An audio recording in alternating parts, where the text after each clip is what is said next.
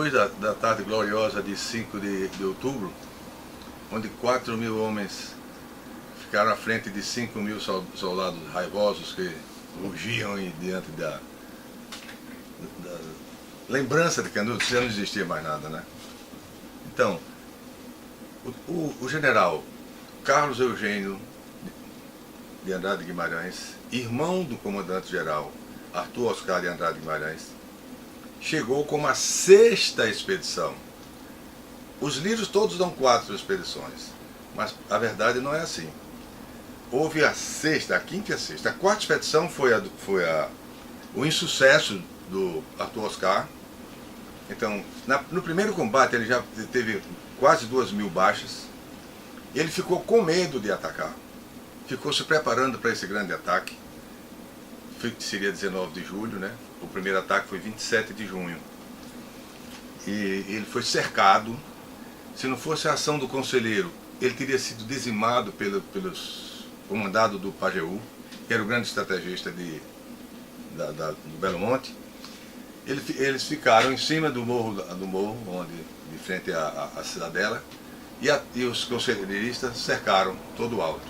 Então já não tinha alimento, não tinha munição, não tinha água e tinha cansaço da parte deles, porque eles foram com muita sede ao pote, né?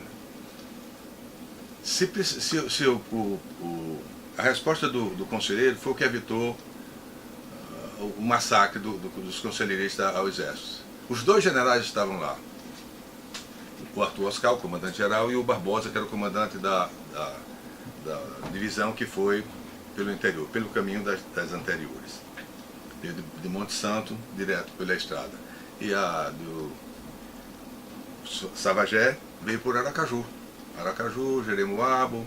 Jeremoabo ele fez o preparativo, demorou alguns dias treinando e vieram para se encontrar em Canudos no dia 27 de junho.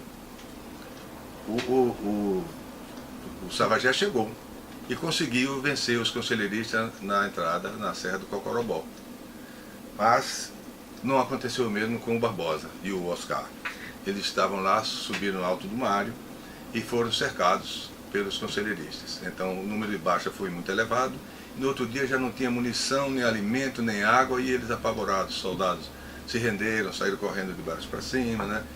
E o Arthur Oscar pega um mensageiro para a noite sair, fugindo, sabendo que estava cercado pela tropa, mas o espaço era grande, ele poderia sair no sentido de quem vai para Uauá e rodear e continuar, né?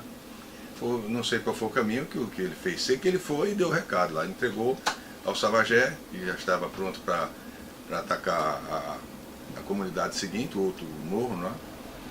E na mesma hora ele reuniu a tropa para mudar o itinerário. Em vez de ele atacar o caminho que ele ia chegar para Canudos, ele vai por outro caminho para socorrer o comandante que estava, como é que ele chama lá? Ilhado, né? Ilhado pela polícia, que eu não me lembro. Cercado pela polícia. E foi a salvação dele, né? Porque se o conselheiro não tivesse dito, nós vamos defender apenas o nosso chão, não vamos dar motivo para fazer o mesmo erro deles, deixem eles lá. Então isso aí foi que fez o exército ter se recuperado. Porque cercados, se eles continuassem atirando e agredindo, eles desarmados, eles já não tinham munição. Né? Seria uma presa fácil para os comandados do grande Pajeú, do estrategista. Mas como isso não aconteceu, houve a possibilidade do exército se regenerar. Então estava falando das 6 expedições, né? Essa tinha sido a 4ª expedição. Na mesma semana, no outro dia, ele disse que precisava de 5.000 homens diante da fúria dos conselheiristas. Pelo menos ele reconheceu essa força dos conselheiristas. O general Oscar. O general Oscar pediu 5.000 homens. Já tinha chegado lá com mais de 5.000 homens, mas dividido em 2 divisões, né? Uma com ele, outra com o Savagé, que veio por Jeremoabo. Esse aí, na mesma, foi autorizado, veio o general José Maria, que foi a 5ª expedição, com 1.000 homens. Ele chegaram 19 de agosto, mas com 800 homens. O comandante renunciou, o subcomandante, foi comandado por um capitão, porque ninguém quis mais à frente, alegando doença, alegando 1000 coisas, e chega 800 homens para fazer treinamento em Monte Santo. Essa expedição praticamente diluiu-se, porque as marchas foram acontecendo, e essa quinta expedição, José Maria, é um nome francês aqui, que eu estou quase, mas daqui a pouco eu lembro. Né? Então, eles perceberam que não tinha condições e pediu um reforço para o ataque de 30 de setembro, que foi o 1º de outubro. Né? Então, eles pediram mais 3.000 homens, e foi autorizado, mudou o ministro da guerra, passou a ser o general Carlos Machado Bittencourt, que já estava na reserva. Aí o Carlos Machado Bittencourt foi lá, então ele viu que tudo que estava feito estava errado.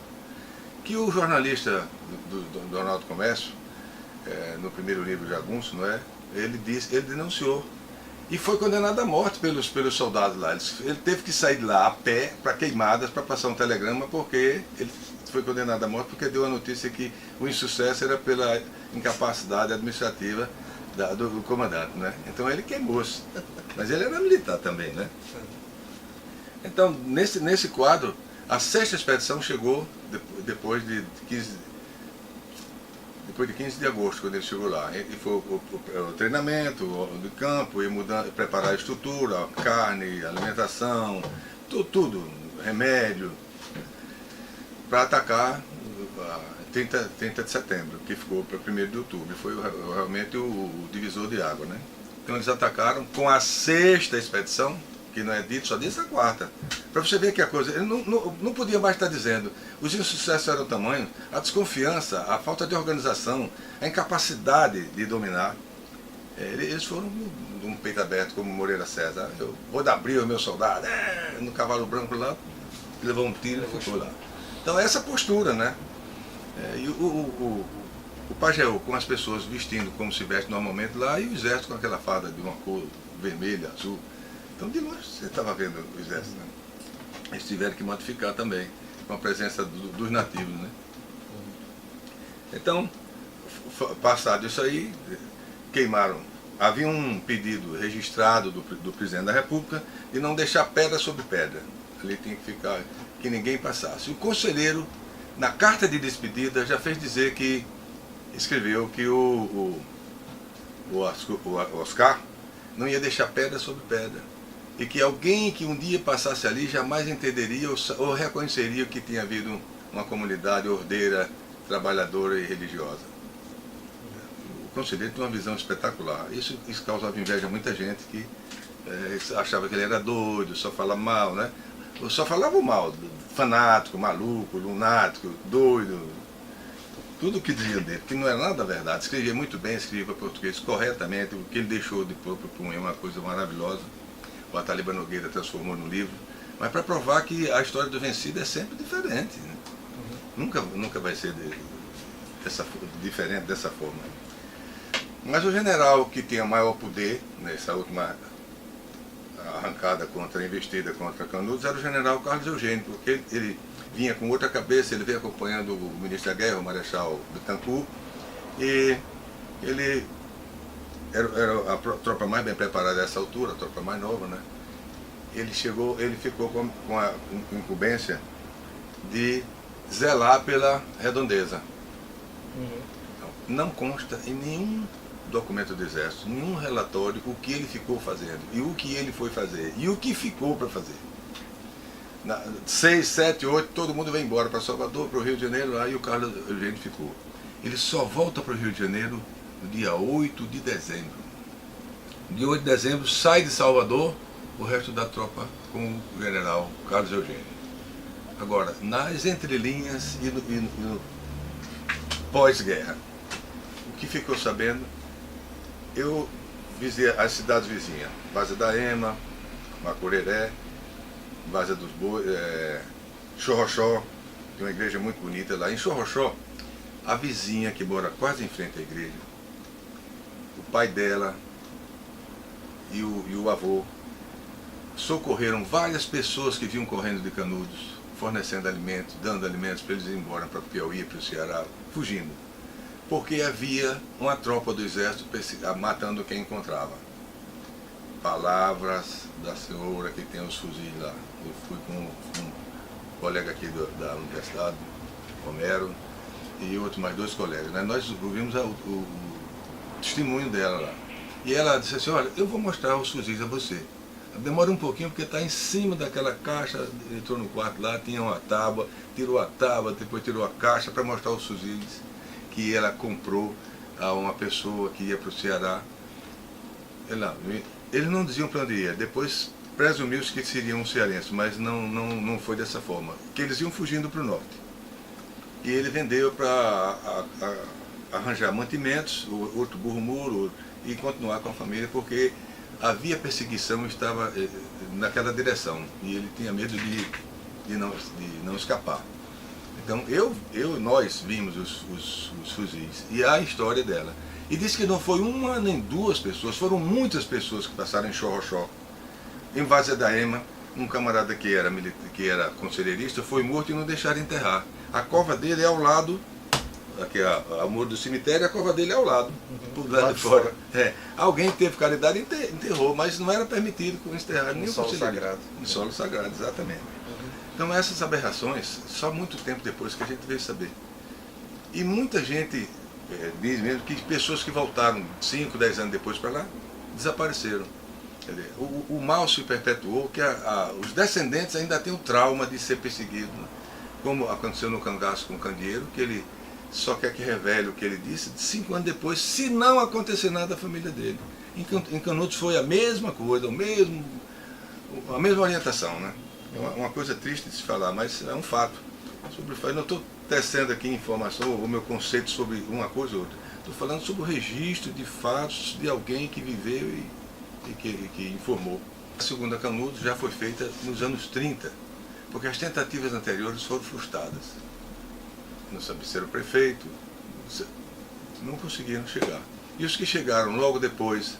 Não, havia uma tentativa de transformar de novo uma cidade, onde estava Canudos, na Canudos? Sim, sim.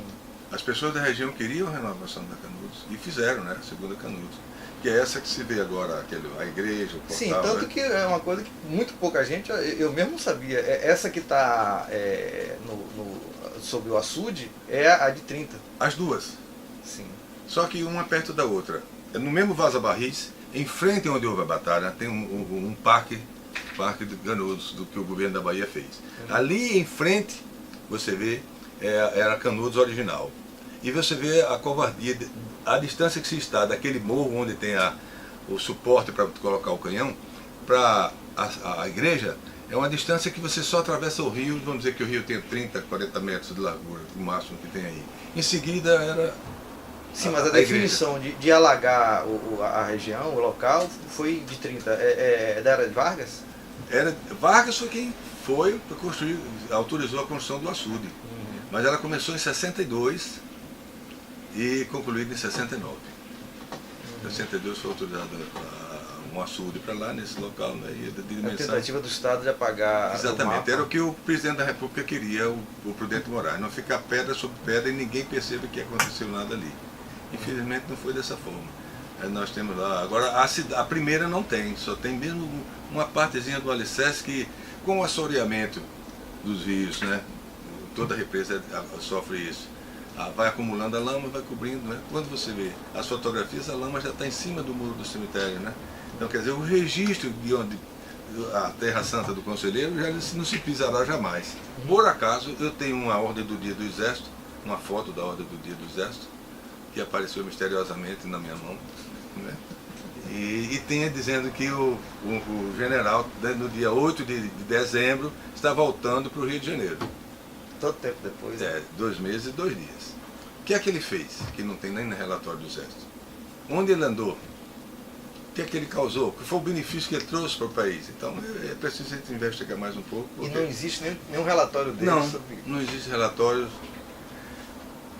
Como tudo no Exército é escondido, eu acredito que deva ter, mas para o conhecimento de quem pesquisa, de quem não tem. Eu já perguntei a vários colegas, tem alguma informação do trabalho do general Carlos Eugênio? Não sei nada.